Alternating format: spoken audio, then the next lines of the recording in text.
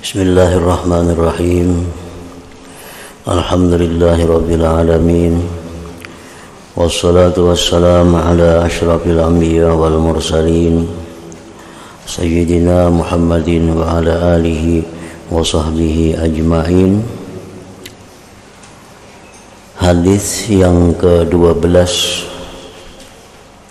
bagaimana mengusahai atau mendapatkan cinta Allah dan cinta manusia.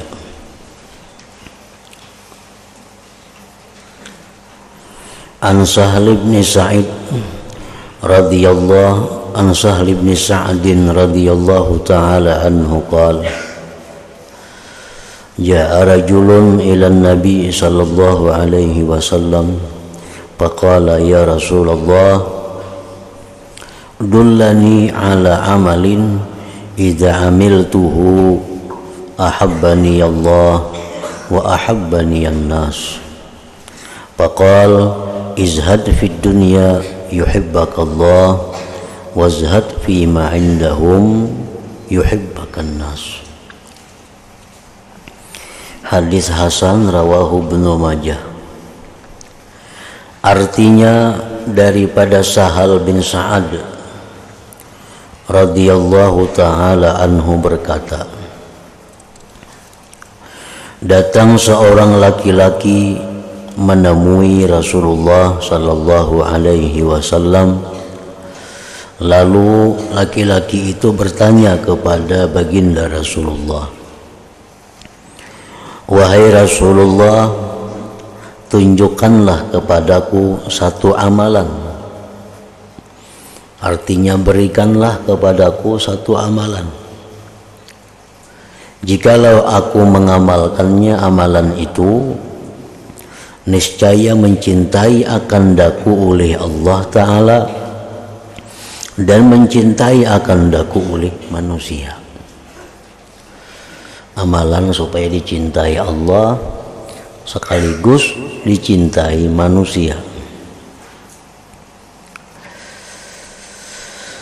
Lalu baginda Rasulullah sallallahu alaihi wasallam menjawab,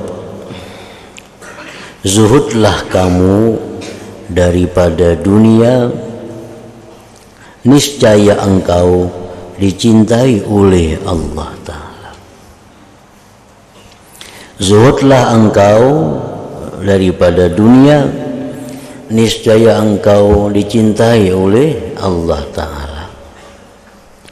Artinya, maksudnya itu, berpalinglah engkau dari sesuatu yang menyibukkan engkau daripada Allah. Berpalinglah engkau dari sesuatu yang mendatangkan siksa kepada engkau di akhirat. Niscaya engkau dicintai oleh Allah Ta'ala. Izhad fid dunya, artinya izhad a'rid fima syaghalaka anillah wa fima yu'aqibuka bil akhirah. Supaya Allah sayang, supaya Allah cinta kepada engkau, tinggalkanlah sesuatu yang membuat engkau sibuk daripada Allah. Tinggalkanlah sesuatu yang membuat engkau disiksa di akhirat. Itu pengertiannya izhad fid dunya tadi.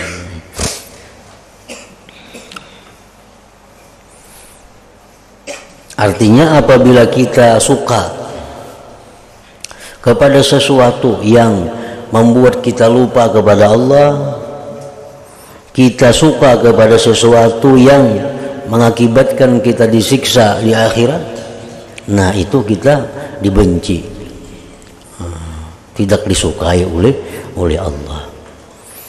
Jadi mun hendak disukai oleh Allah, kadang alih amalannya.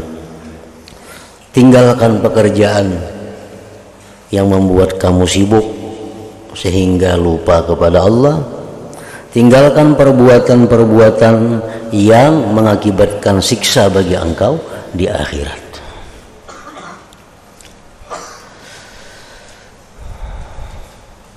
Dan zuhudlah kamu daripada menghendaki apa-apa yang ada di tangan manusia.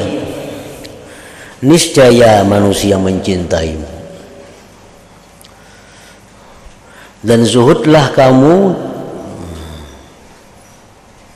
artinya zuhudlah kamu daripada menghendaki apa-apa yang ada di tangan manusia, bitarki su'alihim, dengan meninggalkan minta-minta kepada mereka, wa adamis izdihajihim, dan tiada menyesaki mereka di dunyahum, pada dunia mereka. Niscaya mencintai akan kamu oleh manusia. Artinya supaya dicintai manusia itu kadang alih juga amalannya. Jangan minta-minta kepada mereka, jangan menghendaki harta benda mereka, dan jangan hendak menyesaki, jangan hendak menyaingi, jangan hendak menyaingi gawian-gawian pekerjaan-pekerjaan dunia mereka. Namun kita ketuju minta-minta lawan orang kada ketuju lawan kita. Nyata sudah dikit-dikit minta lawan orang kada ketuju. Atau kita menyaingi mereka. Orang berusaha ini, umpat jua berusaha itu. Orang berusaha kayak ini, umpat jua menyaingi berusaha kayak ini. Nah kada ketuju orang lawan kita.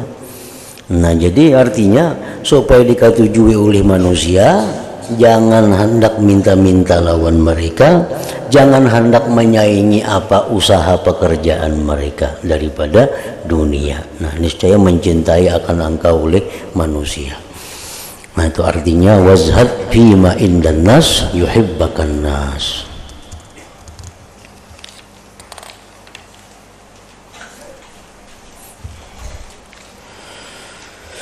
Hadis ke-13, bilakah darah seorang muslim menjadi halal?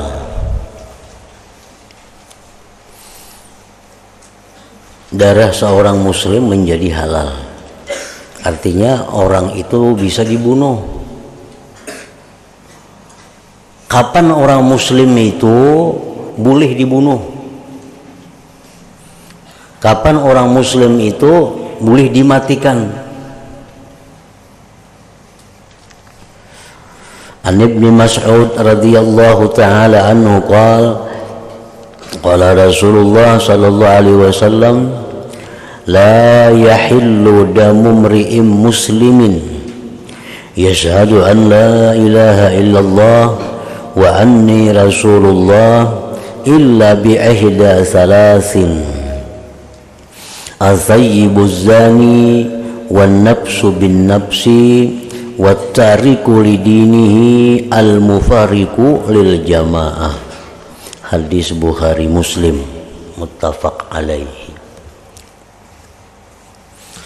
Artinya daripada Abdullah bin Mas'ud radhiyallahu ta'ala anhu berkata, telah bersabda Rasulullah sallallahu alaihi wasallam, tidak halal darah seseorang muslim yang bersaksi bahwasanya tidak ada Tuhan kecuali hanya Allah, dan bahwasanya aku Muhammad pesuruh Allah, utusan Allah, kecuali dengan salah satu 3 perkara saja. Pertama, janda atau duda atau orang yang sedang beristri bersuami yang berzina.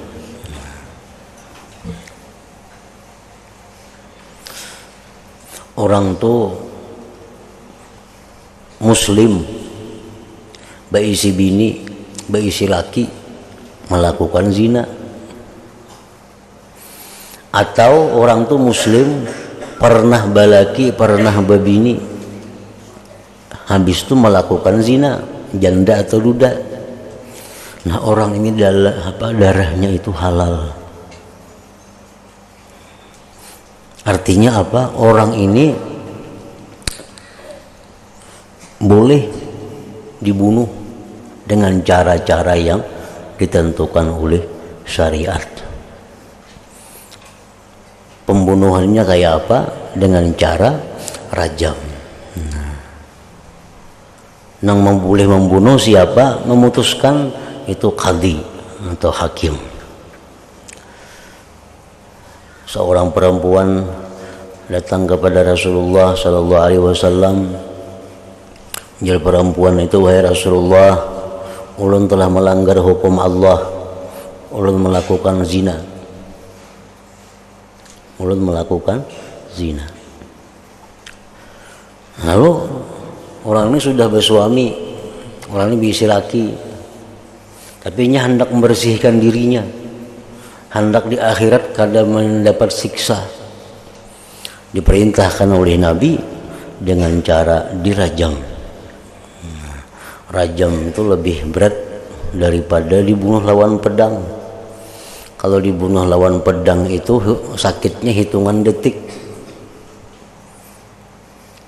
4-5 detik aja sakitnya. Orang dibunuh lawan pedang dengan dipotong leher itu. Tapi kalau rajam ini, nah sakitnya berhari-hari. Kenapa? Karena rajam ini, hukuman rajam ini, manusia yang melakukan zina itu ditempatkan di suatu tempat tanah lapang, disuruh kaum muslimin melimparinya lawan batu sampai ia mati. Kan lawas tuh, batunya pulang kada boleh ganal, kada boleh halus, sadang.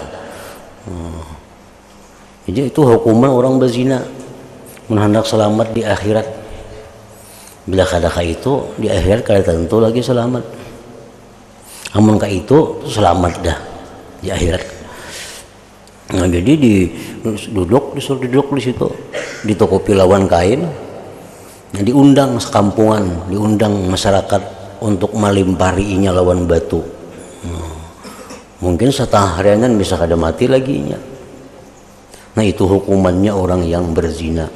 Apabila yang berzina ini sudah pernah kawin atau masih kawin melakukan zina. Kedua, diri dengan diri dengan sepembunuhan. Artinya orang ini membunuh orang. Nah, itu otomatis dibalas, dikisas, dibunuh juga ini. Halal juga darahnya. Ketiga, seorang yang meninggalkan agama, yang memisahkan diri dari jamaah. Artinya orang Islam tetapi dia melakukan hal-hal yang menyebabkan dia murtad.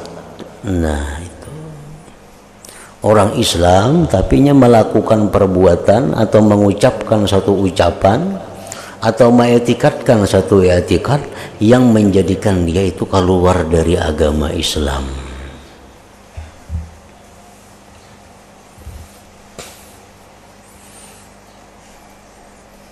Misalnya perbuatannya menyembah berhala, nah otomatis ini menjadi murtad.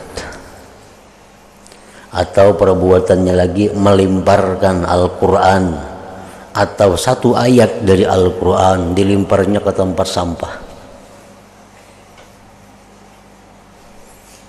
Atau ada di tengah jalan misal ada Bismillahirrahmanirrahim dijajaknya. Nah, beristilah menjajak. Nah, maka orang ini jadi murtad. Orang ini jadi halal darahnya untuk dibunuh, untuk dimatikan. Atau i'tikad dalam hatinya, ia mengiktikadkan di dalam hatinya bahwa ada Tuhan lain selain dari Allah. Nah, itu otomatis ini murtad juga ngarannya. Tetapi 3 orang manusia ini kada boleh langsung dibunuh kecuali hanya satu, orang yang berzina tadi. Kalau orang itu melakukan pembunuhan Misal si Fulan membunuh si B. Nah, si Fulan membunuh B ini kada boleh langsung dibunuh, dikisas. Kalau ada keluarga yang dibunuh merelakannya.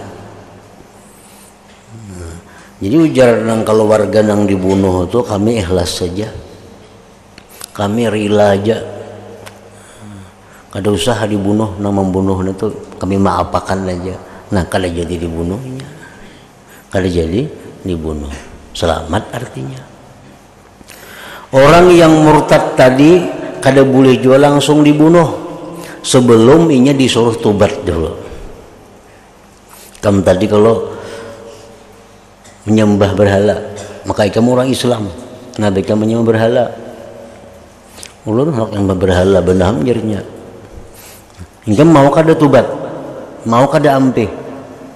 Bila kamu mau ampe, nah kamu lagi jadi bunuh. Bila kamu kada tobat, kamu kami bunuh. Ulun tobat jadinya kada lagi, nah kada jadi dibunuh. Itu. Nah, kalau yang ketiga ini nang orang berzina, nah itu kada ada jalannya, mesti dibunuh. Misalnya ulun melakukan zina, nah kayak apa caranya? Ulun sudah tobat, kada kawa, itu mesti dibunuh, kada ada jalan lain. Kalau untuk menyelamatkan dirinya di akhirat, kada kawa dengan cara lain. Nah, jadi yang lebih berat di antara tiga ini yang kada ada ampunannya itu nang zina itu. Kalau membunuh orang, nang keluarga dibunuh merelakannya aja, nah selamat ya sudah.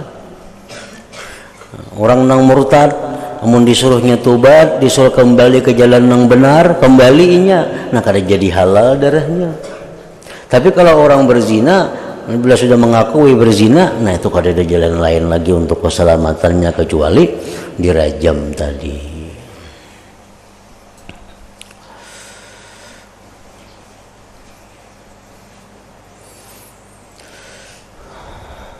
Hadis ke-14, peperangan terhadap orang-orang yang memerangi Islam. An Abdullah bin Umar radhiyallahu taala anhuma anna Rasulullah sallallahu alaihi wasallam qala umirtu an uqatilan nas hatta yashhadu an la ilaha illallah wa anna Muhammadar Rasulullah wa yuqimus shalah wa yutuz zakah fa idza fa'alu dzalika asamu minni dima'ahum wa amwalahum illa bihaqqil Islam wa hisabuhum 'ala Allah taala. Hadisnya pun muttafaq alaih juga, Bukhari Muslim artinya. Daripada Abdullah bin Umar radhiyallahu taala anhuma bahwasanya Rasulullah sallallahu alaihi wasallam bersabda, aku jar Nabi ini disuruh memerangi manusia sehingga mereka bersaksi bahwasanya tidak ada Tuhan selain Allah dan bahwasanya aku Muhammad Rasulullah, dan mereka mendirikan sembahyang dan menunaikan zakat. Apabila mereka telah membuat yang demikian itu, maka mereka telah memelihara daripada aku akan darah mereka dan harta mereka kecuali dengan hak Islam, dan Allah akan menghisap atas segala perbuatan mereka. Di suatu kampung, kampung ini kampung musyrik, kampung kafir.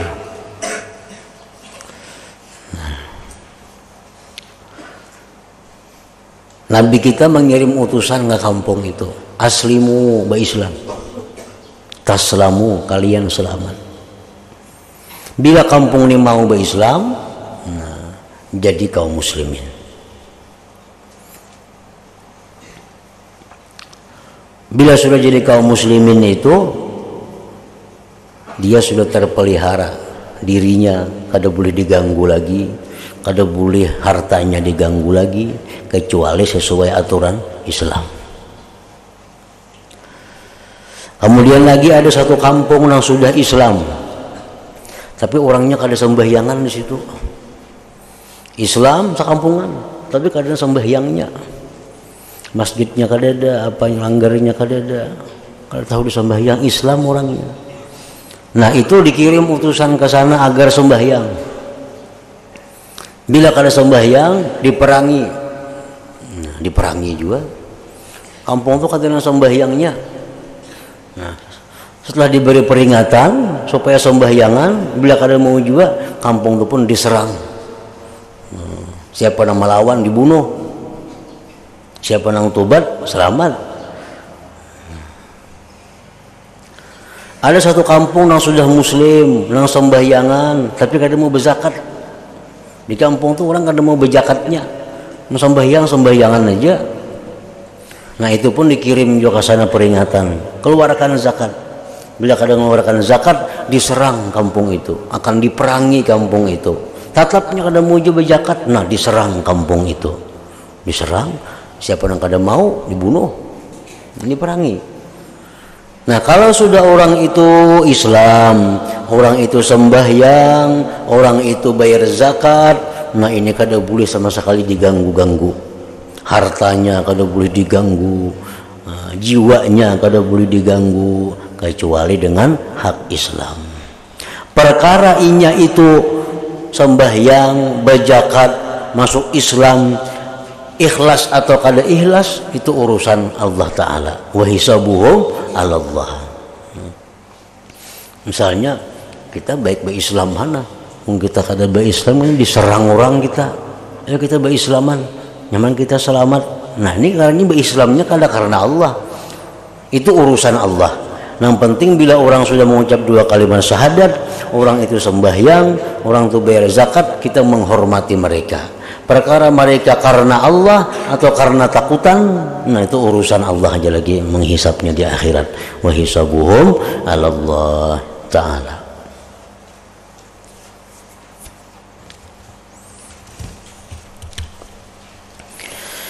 Hadis ke-15 rukun-rukun Islam an Ibni Umar radhiyallahu ta'ala anhuma qala Rasulullah sallallahu alaihi wasallam, buniyal Islam ala khamsin, dibangun Islam itu atas 5 perkara. Syahadati an la ilaha illallah wa anna Muhammadar Rasulullah. Yang pertama itu 12 tahun lebih Nabi kita di Mekah, nang diurus cuma ini, agar mau mengucapkan 2 kalimat syahadat. Nah, jadi 12 tahun itu orang-orang yang masuk Islam itu sebuting hingga kewajibannya ada mengucap 2 kalimat syahadat. Kada ada bersembahyangan, kada ada puasa, kada ada zakat, kada ada.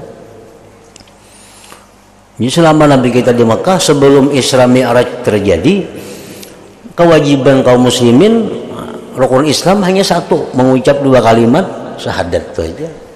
Bila orang mengucap 2 kalimat syahadat sudah Islam.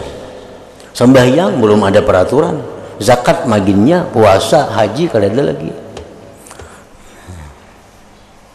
12 tahun kayak itu. Nah sudah Nabi kita Isra Mi'raj, turun dari Isra Mi'raj, hanya ada kewajiban perintah sembahyang. Habis itu Nabi kita kada lawas hijrah ke Madinah. Nah hijrah ke Madinah timbul macam-macam banyak kewajiban lainnya. Ada kewajiban zakat, kewajiban puasa, kewajiban umrah, haji dan lain-lainnya. Wa iqamis shalah, dan yang kedua iqamis shalah, mendirikan salat. Arti mendirikan salat itu oleh ulama yang mensyarahkan hadis ini, al-muhafazatu 'alaiha fi awqatiha ma'astifa'i syurutiha wa arkaniha. Itu arti mendirikan salat.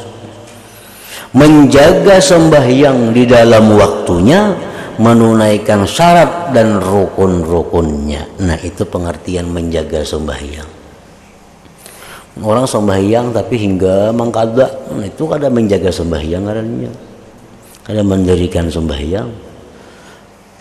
Sembahyang subuh tak ke pukul 7, sembahyang zuhur tak ke pukul 4, sembahyang asar tak ke imbah maghrib.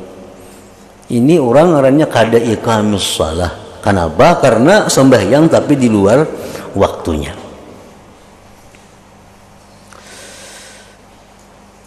Hadis Rasulullah sallallahu alaihi wasallam, "Idza kana yaumul qiyamah umira bi tabaqatil musallin ilal jannah, fatati awwalu zumraka syams, fataqulul malaikat man antum, qalu nahnu al muhafizun 'ala shalah, qalu kaifa muhafazatukum, qalu kunna nasma'ul azan wa nahnu bil masjid, summa ta'ti zumratun ukhra kal kamar lailatul badr, fataqulul malaikah man antum, qalu nahnu al muhafizun 'ala shalah, qalu kaifa kanat muhafazatukum, qalu kunna natawaddau qabla al waqti summa nahduru ma'a sama'il azan, summa ta'ti zumratun ukhra kal kawakib, fataqulul malaikah man antum, qalu nahnu al muhafizun 'ala shalah, qalu kaifa kanat muhafazatukum, qalu kunna natawaddau ba'da al azan.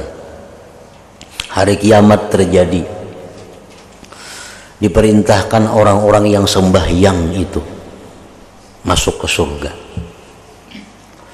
Ada satu kelompok orang-orang sembahyang ini masuk surga, wajah mereka seperti matahari. Ujar malaikat, siapa kalian ini? Mereka menjawab, kami orang-orang yang memelihara sembahyang. Ujar malaikat, kayak apa kalian memelihara sembahyang itu? Kunna nasma'ul azan wa nahnu fil masjid. Kami mendengar azan sudah berada di dalam masjid. Artinya orang ini orang yang menunggu waktu. Ibaratnya zuhur pukul 12 sudah ada di masjid, sehingga orang azan ini sudah berada di masjid. Nah, itu orang yang muhafazah, yang menjaga, memelihara sembahyang. Masukkan itu ke surga. Datang pulang sekelompok lagi yang mana wajah mereka itu seperti bulan purnama. Jadi malaikat, siapa kalian? Kami orang-orang yang menjaga sembahyang. Ujar malaikat, bagaimana kalian menjaga sembahyang itu? Kami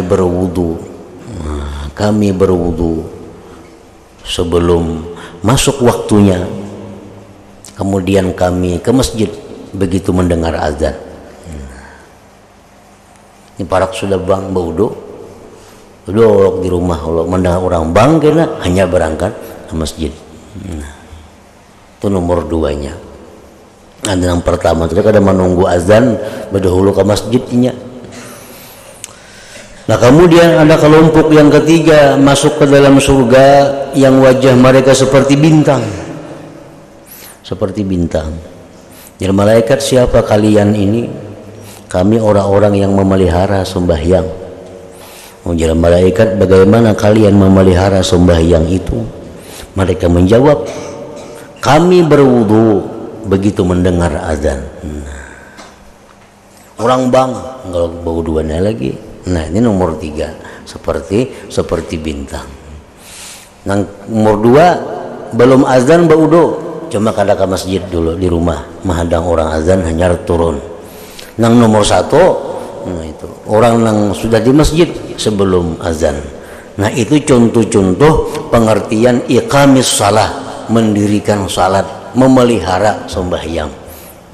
Jadi ada 3 cara memelihara sembahyang ini. 1, orang yang berwudu sebelum masuk waktunya. Ada orang yang berwudu bertepatan dengan masuk waktunya. Ada orang yang berwudu sesudah azan, sesudah masuk waktunya. Nah, itu disebut muhafazah, menjaga, memelihara sembahyang. Kalau sudah keluar daripada waktunya, nah itu kada masuk lagi muhafazah ala shalah. Itu termasuk wailul lil musallin, celaka bagi orang yang sembahyang.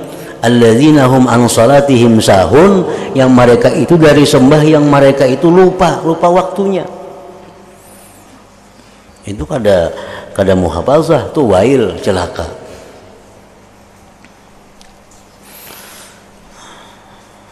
Wa iqamis shalah, nah, artinya memelihara sembahyang. Wa ita'iz zakah, membayar zakat. Wa hajjil bait, naik haji ke Baitullah. wa saumi Ramadan, dan puasa bulan Ramadan. Itulah rukun-rukun Islam yang 5. Ada yang dilakukan setiap saat, ada yang dilakukan 5 kali sehari, ada yang dilakukan setahun sekali, ada yang dilakukan seumur hidup sekali. Yang kita lakukan setiap saat apa? La ilaha illallah Muhammad Rasulullah. Itu setiap saat, sedetik pun kita kada boleh lepas dari itu. Kalimat asyhadu an la ilaha illallah wa asyhadu anna Muhammadar Rasulullah itu setiap detik ada dalam hati kita. Sedetik pun kita lepas daripada itu, kita lepas dari Islam. Nah, yang kedua, sembahyang itu 5 kali sehari, puasa zakat setahun sekali, haji umrah seumur hidup sekali. Nah, itu pembagian waktu tentang rukun Islam yang 5 ini. Nah, ke situ kemudian hadis yang ke-16 pula.